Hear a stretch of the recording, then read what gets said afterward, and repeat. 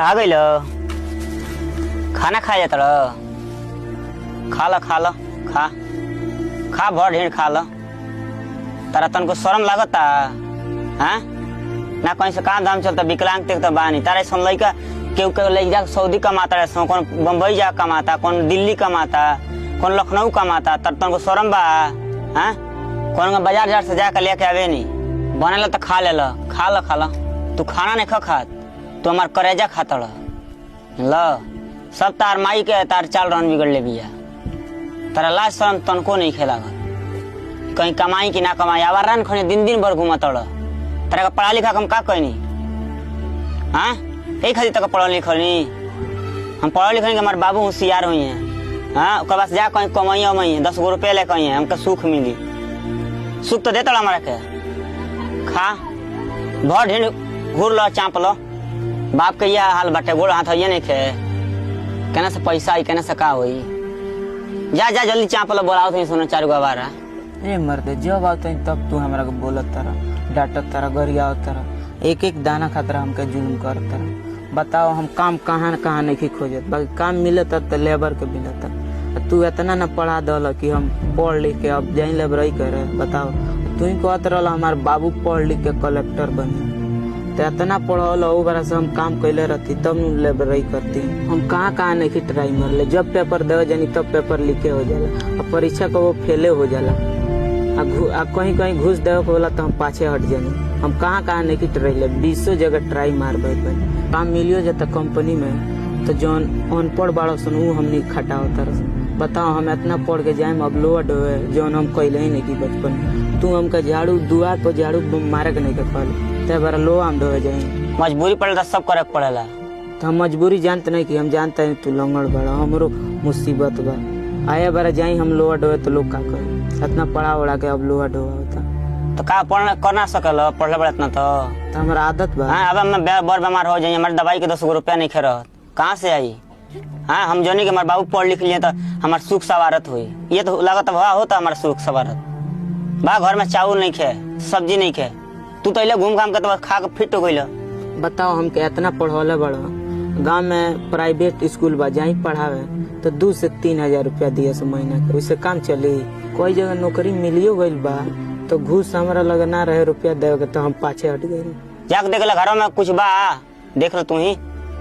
अल तो बन बस सर मारे लगल हुआ पूछल कि राशन बा कि सब्जी बा कि नहीं खे कि तेल बा एक तो खोज करे कहियो पूछे हमारा से हम तो जानते बानी मजबूरी बा बाकी जौन मिलेला तो खा ली तारा फरमाइशो कर ना जानी गोश्त लिया चाहे मछली लिया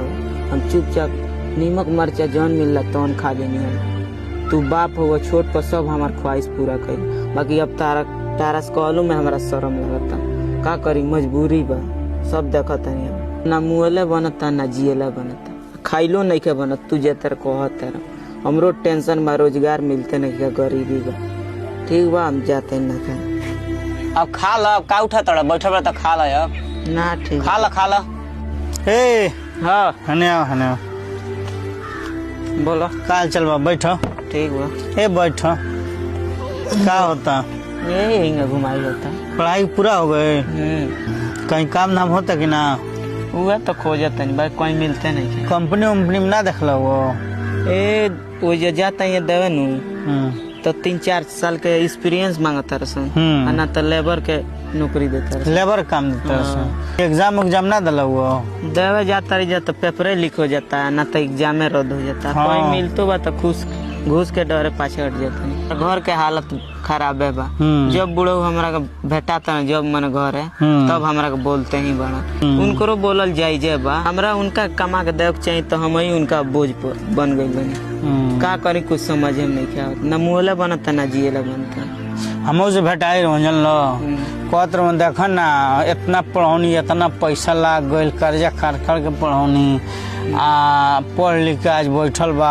आज नैखस पढ़ सऊदी जाके गुजरात बम्बई जाके कितना पैसा भेज 30,000 40,000 50,000 कमाते सो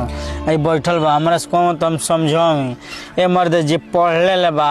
ओकरा से काम पार ना लगी वैसे जे काम शुरू से मेहनत कैले बा खेती में कैले बा लोहा ढोले बा उहे कह पाई जे कलम चला कल में चलाए चाहे जहाँ भी रहे जमाना का पढ़ लो बहुत खराब चीज हो। नहीं ऐसा बात नहीं, पढ़ला वाला तो कहीं ना कहीं सेटिंग हो जाए, मत घबरा। शहर में बहुत मॉल खुलल बा, शोरूम खुलल बा, ओई में 10-15 हजार रुपया दिए से आराम से ओई में एसी में रहूँ के पड़ी, आ में घाम हम से आदमी बच जाए, आराम के काम बा, ओई में लाग जा तू कहीं ना कहीं पहले सेटिंग होख आ डिप्टी दिहल स्टार्ट करो, आदत बनाओ, जैसे 8 घंटा डिप्टी दिहल स्टार्ट करो। हैं घूमला से तो बेहतर बा, जौने कुछ मिली तो हेल्प होई न बुढ़ऊ के, नूनो रोटी लगभग चलावे तो आराम से उनको टेंशन खत्म हो, चलो कुछ तो करता। आदत जब बन जाए न तो तू खुद ब खुद सुधर जेबो, आ तार सेटिंग बढ़ जाए, ओई में घुस जेबे एक बार ना तो सेटिंग बढ़ल जाए। ग्रेजुएट बड़ा हो न सके तो कहीं बढ़िया पोस्ट पर तरह रख दियो कंप्यूटर पर,